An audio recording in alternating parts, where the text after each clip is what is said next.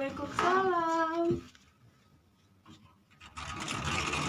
Mbak Vina, silakan Mbak, mari masuk. Silahkan duduk di sini Mbak. Nah, sebelumnya pakai dulu Mbak ini mesinnya. Habis dari mana nih Mbak? Habis selesai kuliah daring Bu. Oh, matkulnya Bu siapa? Matkulnya Bu Safira. Oh iya, gimana Mbak kabarnya? Alhamdulillah baik Bu, tapi ada hal yang mengganjal. Lancar kan kuliahnya daring? Alhamdulillah lancar Bu. Oke, jadi apakah ada yang bisa Ibu bantu atau mungkin ada hal-hal yang ingin Mbak Vina sampaikan kepada Ibu? Jadi sebenarnya kedatangan saya ke sini tuh saya ingin menceritakan beberapa hal Bu. Oh begitu. Nah, sebelumnya Ibu tanya dulu, Mbak Vina udah pernah mengikuti sesi konseling apa belum? Sudah Bu sekali, tapi itu udah lama banget. Mbak Vina masih ingat nggak apa itu konseling? Setahu saya konseling itu curah pendapat Bu. Curah pendapat ya. Jadi Ibu jelaskan kembali ya. Jadi konseling itu proses di mana Ibu sebagai konselor akan membantu Mbak Vina untuk menyelesaikan permasalahannya Mbak Vina. Nah, nantinya solusi dari permasalahannya Mbak Vina itu Mbak Vina sendiri yang menentukannya. Kemudian dalam proses konseling ini nanti ada beberapa asas yang kita harus patuhi bersama. Yang pertama itu berkaitan dengan asas keterbukaan, di mana Mbak Vina nanti diharapkan dapat terbuka terkait dengan permasalahannya Mbak Vina. Kemudian ada asas kerahasiaan, di mana Ibu di sini sebagai konselor memiliki kode etik yang mana Ibu tidak boleh menceritakan kepada siapapun terkait permasalahan yang Mbak Vina hadapi, seperti itu.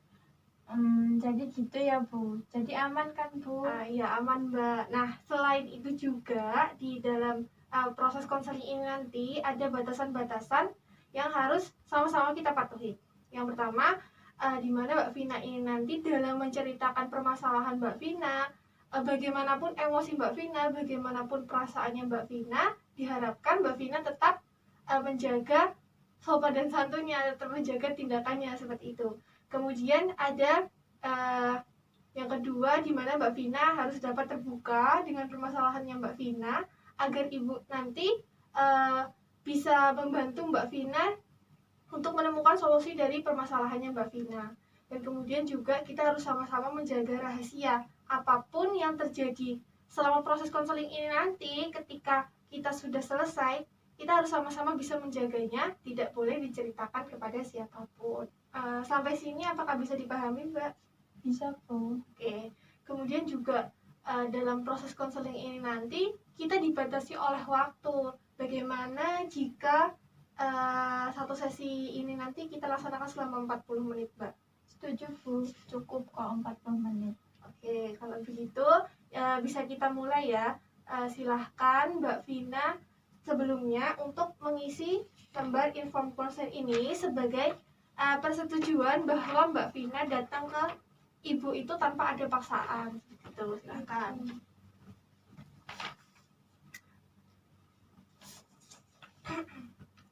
Silahkan dituliskan namanya Mbak Vina.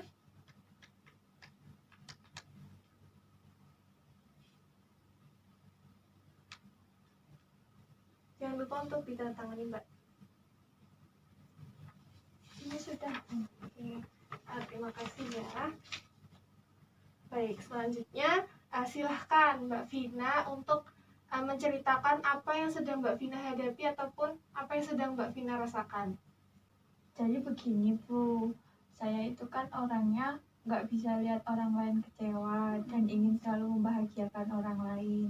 Jadi saya tuh selalu mengiyakan apapun yang orang lain katakan dan saya selalu menyanggupi jika mereka minta tolong. Walaupun saya sedang kelelahan, tapi akhir-akhir ini saya merasa capek dengan sikap saya Bu. Lalu saya bingung harus bagaimana. Oh begitu, jadi Mbak Vina ini orang yang selalu mengiyakan apapun yang dikatakan oleh orang-orang sekitar Mbak Vina, benar begitu? Benar Bu. Lalu apa alasan Mbak Vina melakukan hal tersebut? Saya takut Bu jika mereka menjauhi saya karena saya tidak mengiyakan ajakan mereka. Terus saya juga tidak ingin mereka kecewa. Oke, Ibu paham bagaimana perasaannya Mbak Vina. Kemudian Ibu ingin tanya ke Mbak Vina, apakah keseharian Mbak Vina itu juga selalu mengiyakan apapun yang teman-teman Mbak Vina katakan? Iya Bu, jika teman saya mengajak saya untuk menemaninya pergi, saya selalu mengiyakannya, walaupun kondisi saya sedang capek sekali. Oke, kalau dengan keluarga dekat, misalnya sama orang tua Mbak? Kalau sama orang tua, saya masih bisa menolaknya Bu, karena mungkin dengan orang dekat ya Bu. Oke, masih bisa menolaknya ya, karena merasa kalau orang tua itu karena orang dekat jadi kayak merasa lebih leluasa gitu, nggak sungkan gitu ya Mbak? Iya Bu, benar. Lalu bagaimana dengan sikapnya Mbak Vina sendiri kepada teman-teman? Apakah Mbak Vina juga berani untuk meminta tolong, meminta bantuan, atau mengajak teman-teman Mbak Vina? Kalau minta tolong sama teman, saya mesti mikir-mikir dulu Bu. Soalnya saya takut kalau saya merepotkan. Saya juga tidak berani karena saya takut mereka menjauhi saya. Itu. Lalu bagaimana dengan perasaannya Mbak Vina sekarang? Jujur saya kesal Bu. Saya selalu kepikiran. Saya capek dengan sikap saya yang selalu mengiyakan ajakan teman. Lalu saya juga tertekan Bu karena saya tidak mampu untuk mengatakan apa yang saya pikirkan dan saya rasakan. Begitu, saya paham betul bagaimana perasaannya Mbak Vina. Lalu kira-kira sejak kapan Mbak Vina mengalami hal ini? Sejak awal kuliah Bu. Sudah lama ya Mbak ya? Iya Bu. Kira-kira apa sih yang Mbak Vina dapatkan ketika Mbak Vina itu selalu mengiyakan apapun yang dikatakan oleh teman Mbak Vina selalu mengiyakan ajakan temannya Mbak Vina nggak bisa mengungkapkan perasaan dan pikirannya Mbak Vina sendiri. Sebenarnya enak Bu, saya jadi punya banyak teman dari hal itu. Tapi ya itu tadi, saya capek karena sikap saya yang selalu mengiyakan itu. Oke, nah tadi sudah menceritakan semuanya ke Ibu terkait dengan permasalahannya Mbak Vina, yang Mbak Vina itu selalu tidak bisa mengungkapkan pikiran dan perasaannya Mbak Vina dan selalu mengiyakan ajakan teman-temannya Mbak Vina. Nah, sekarang Ibu ingin mengajak Mbak Vina untuk mengidentifikasi kelebihan dan kekurangan yang dimiliki oleh Mbak Vina. Kita ke kelebihan dulu deh. Apa sih kelebihan dari Mbak Vina, bisa disebutkan? Jadi yang kelebihan saya itu suka menolong teman saya Bu. Bisa dibilang saya juga royal Bu ke teman. Menurut Ibu itu sesuatu yang bagus sekali ketika Mbak Vina itu bisa atau suka menolong orang-orang di sekitar Mbak Vina. Lalu untuk kekurangannya sendiri kira-kira apa Mbak? Kekurangan saya yaitu tadi Bu, saya kurang bisa jujur sama diri saya sendiri, kurang bisa jujur sama teman-teman tentang apa yang saya rasakan dan saya pikirkan. Bagus sekali, berarti Mbak Vina ini sudah memahami bagaimana kelebihan dan kekurangan dari diri Mbak Vina itu tadi. Nah, Ibu akan sedikit menyimpulkan apa yang sudah disebutkan Mbak Vina tadi. Jadi untuk kelebihan dari Mbak Vina ini, Mbak Vina orang yang suka menolong, kemudian tidak enakan ke teman, dan juga orang yang royal. Namun untuk kekurangannya sendiri, Mbak Vina adalah orang yang kurang bisa jujur terhadap perasaan dan pikirannya Mbak Vina. Benar seperti itu? Benar Bu. Lalu sebelumnya apakah Mbak Vina sudah pernah mencoba untuk lebih jujur lagi ke teman Mbak Vina? Belum Bu, karena saya takut untuk mengungkapkannya ke teman-teman saya. Oke, bukankah kalau hal ini terus dilanjutkan Mbak, itu akan merugikan diri Mbak Vina sendiri? Iya sih Bu, sebenarnya, tapi saya juga bingung harus gimana. Kemudian apa sih yang sebenarnya Mbak Vina inginkan ke depannya? Saya cuma ingin lebih jujur sama teman-teman Bu tentang apa yang saya pikirkan dan saya rasakan. Oke, Ibu paham betul ya bagaimana perasaannya Mbak Vina dan bagaimana keinginannya Mbak Vina. Nah, kira-kira untuk mengatasi hal ini agar Mbak Vina itu jauh lebih terbuka lagi ke teman-teman Mbak Vina, apa yang bisa Mbak Vina lakukan? Apa ya Bu, saya bingung. Mungkin dengan jujur dengan diri saya terlebih dahulu ya Bu. Mungkin itu Bu, saya harus lebih jujur dengan orang tua saya, karena orang tua itu orang yang terdekat. Mungkin saya bisa memulainya dengan terbuka dengan mereka. Bagus sekali Mbak Vina. Mbak Vina bisa menemukan beberapa alternatif solusi dari permasalahannya Mbak Vina, yaitu dengan tadi Mbak Vina bisa lebih jujur dengan diri Mbak Vina sendiri dan juga dengan orang tuanya Mbak Vina. Nah, kira-kira dari hal ini apa yang bisa Mbak Vina dapatkan ke depannya? Kemungkinan itu Bu, sedikit demi sedikit saya bisa berani lebih jujur ke siapapun. Mungkin jadi kebiasaan saya juga biar lebih jujur. Nah, ya, benar banget Mbak. Jadi dari ini nanti kan karena sudah terbiasa, mungkin kedepannya Mbak Vina itu bisa lebih jujur lagi kepada orang-orang sekitarnya Mbak Vina, termasuk ke teman-temannya Mbak Vina. Kemudian Mbak Vina juga nih bisa melakukan latihan asertif.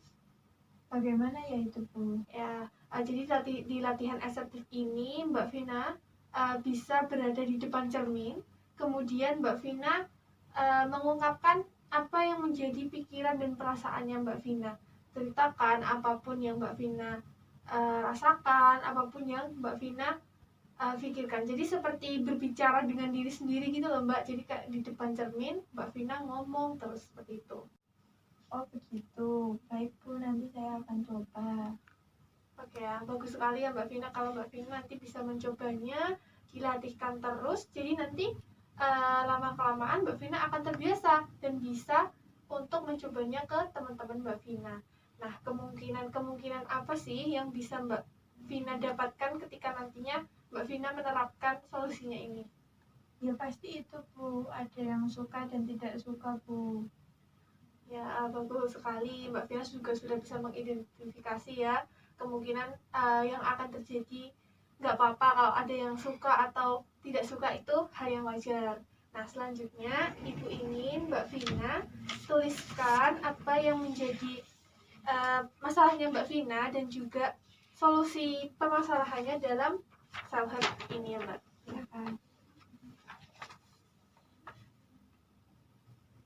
dituliskan semuanya ya Mbak.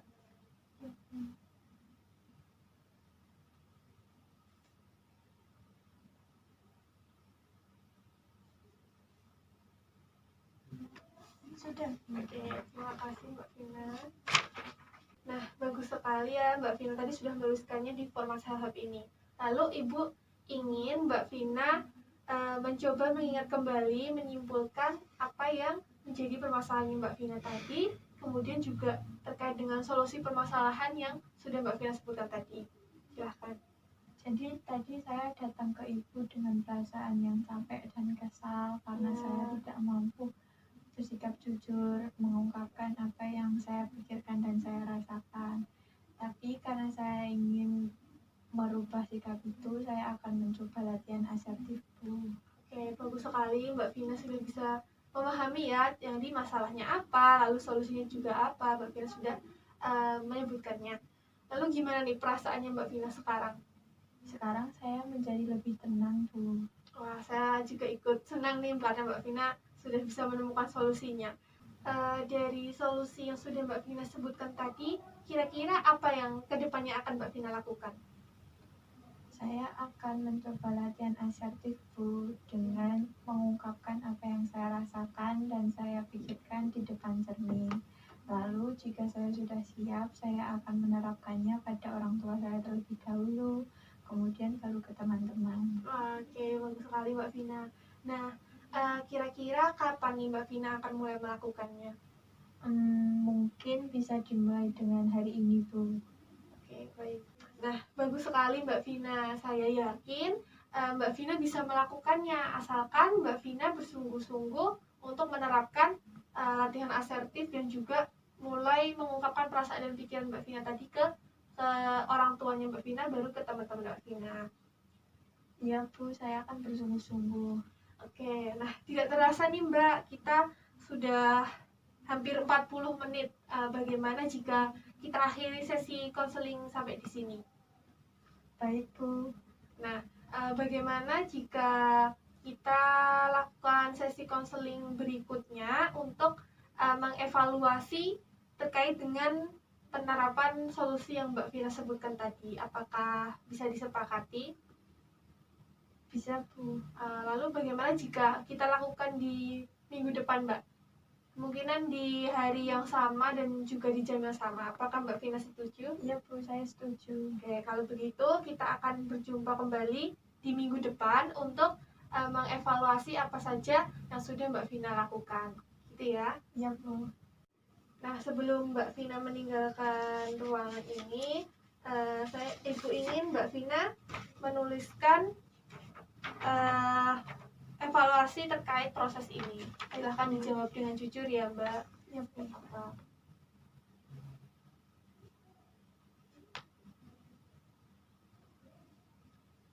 Jangan lupa ditandatangani, Mbak. Oke. Iya, Bu, Oke. sudah. Terima kasih ya, Mbak Vina. Iya, Bu. Kita bertemu kembali di minggu depan ya, Mbak. Iya, Bu. Terima kasih ya, Bu, sudah membantu saya mengatasi masalah saya, sudah meluangkan waktu untuk saya. Kalau begitu saya permisi ya, Bu. Assalamualaikum. Salam, hati-hati ya, Mbak Vina. Iya, Bu.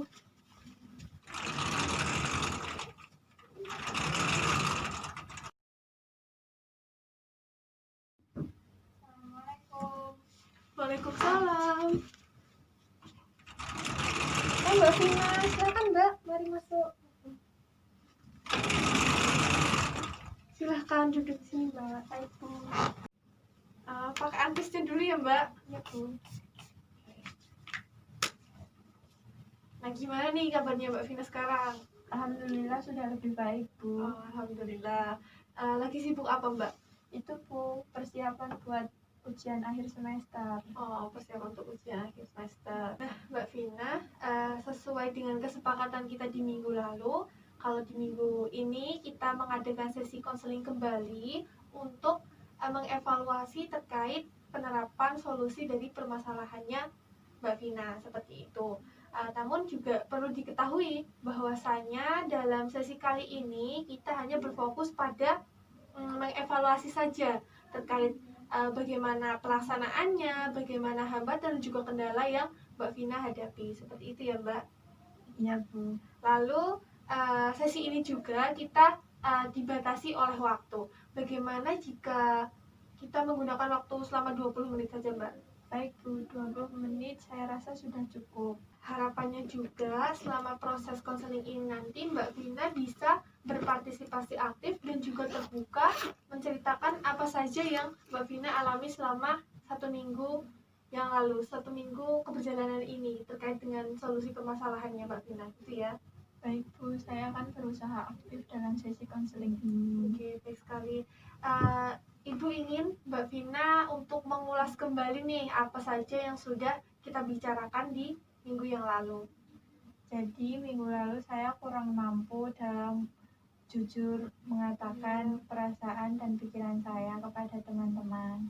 Lalu saya ingin mencoba perubahan untuk mengurangi sikap tersebut dengan berlatih asertif. Saya coba di depan cermin, lalu saya terapkan kepada orang tua dan teman-teman saya. Bagus, berarti Mbak Vina masih mengingatnya ya. Nah, lalu apakah Mbak Vina sudah benar-benar menerapkannya? Sudah, Bu. Nah, bagus sekali Mbak Vina. Gimana nih sekarang perasaannya Mbak Vina? Saya lebih merasa senang dan tenang sekarang, Bu. Oh, alhamdulillah ya Mbak Vina. Nah, dari apa yang sudah Mbak Vina lakukan, manfaat apa sih yang bisa Mbak Vina dapatkan? Yang pasti itu, Bu, saya lebih berani mengungkapkan apa yang saya rasakan dan saya pikirkan kepada teman-teman dan orang terdekat saya. Oke, lalu selama menerapkannya itu apakah ada kendala dan juga hambatan yang Mbak Vina alami? Itu, Bu, salah satu teman saya agak kaget dengan perubahan sikap saya yang tiba-tiba menolak ajakan dia untuk main. Oh begitu. Lah, tapi Mbak Vina bagaimana ketika teman Mbak Vina itu rada marah gitu? Saya jelaskan kepada dia, Bu, kenapa saya menolak ajakan dia main. Oke, bagus sekali ya Mbak Vina. Mbak Vina sudah bisa akhirnya menerapkan solusi permasalahan dari Mbak Vina yang Mbak Vina rancang sendiri. Ibu rasa jika hal itu terus dilakukan pasti akan memberikan manfaat yang luar biasa nantinya. Iya Bu, terima kasih. Saya akan tetap berusaha melanjutkannya Bu. Nah, baik sekali ya Mbak Vina, dan Ibu rasa juga perkembangan Mbak Vina ini sudah baik. Kira-kira kalau kedepannya apakah diperlukan kembali sesi konseling Mbak Vina? Saya rasa sudah cukup Bu. Oke, kalau dirasa cukup, Ibu ingin menegaskan kembali ya, Mbak Vina harus terus melatih kebiasaan ini agar Mbak Vina bisa lebih jujur terhadap perasaan dan pikirannya Mbak Vina ke teman-temannya Mbak Vina, agar Mbak Vina bisa menolak ajakannya dengan suatu alasan tertentu. Seperti itu ya Mbak? Ya Bu. Saya berterima kasih sekali Bu karena Ibu telah membantu saya dalam mengatasi masalah saya. Sama-sama Mbak Vina, ini juga berkat keaktifannya Mbak Vina sendiri bisa terbuka, bisa mengikuti sesi konseling kita dengan baik, sehingga Mbak Vina bisa menemukan alternatif solusi dari permasalahannya Mbak Vina sendiri. Nah, apakah masih ada yang ingin disampaikan Mbak Vina? Tidak Bu. Baik, jika dirasa sudah tidak ada yang ingin disampaikan lagi, bagaimana jika kita akhiri sesi kali ini Mbak? Bisa Bu, kalau begitu saya pamit pulang ya Bu. Iya. Sekali lagi terima kasih telah membantu saya dan meluangkan waktu untuk saya. Kalau begitu saya permisi ya Bu. Assalamualaikum. Waalaikumsalam, hati-hati ya Mbak Vina. Iya Bu.